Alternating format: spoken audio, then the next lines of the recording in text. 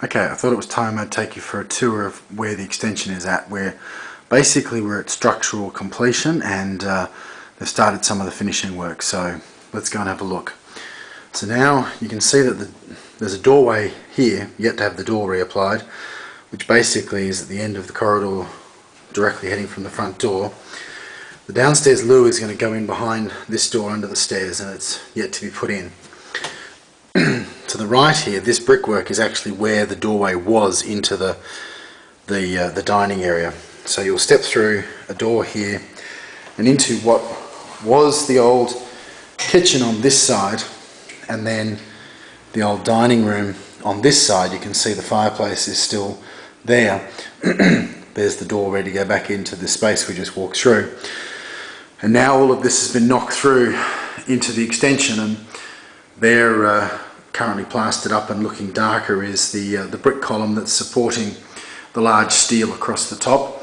And then on this side it's actually a steel column that's actually sitting on about 4 foot deep of concrete, which is holding up the weight of the existing house.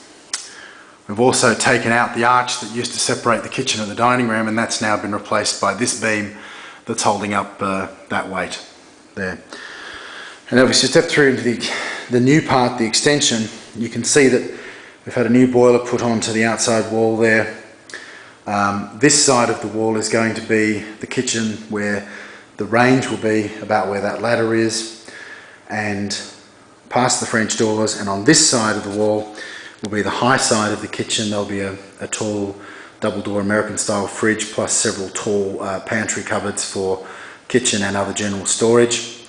Looking up, you can see the skylight window, the conservation style inline with the roof window.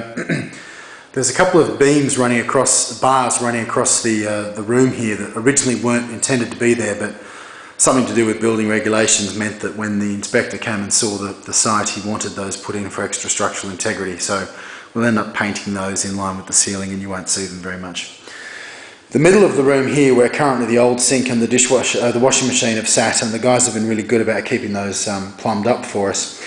But basically there'll be a very large island, and the surfaces are all going to be granite, and the island will run down through the middle of the kitchen, and it will have the sink in it and a dishwasher and the washing machine in underneath that island as well. So these French doors are the temporary ones that we're using for now until we get this whole building completed and get the council off our backs, and then we'll probably go and put the doors in that we really want.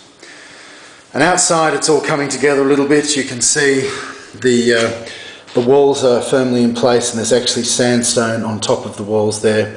That sandstone will end up being the floor covering down here as well. And the walls that are currently just currently got the first stage of a sort of a concrete rendering cover on them will end up being smoothed off and painted in a white or an off-white as well. And then the rest of the garden hasn't had anything done to it as yet. Obviously we need to wait until all of this is finished and cleaned up before we can do anything more to the rest of the garden. But it's all coming together fairly well. I'll take you outside and show you the structural side of the roof and the outside of the building in just a minute.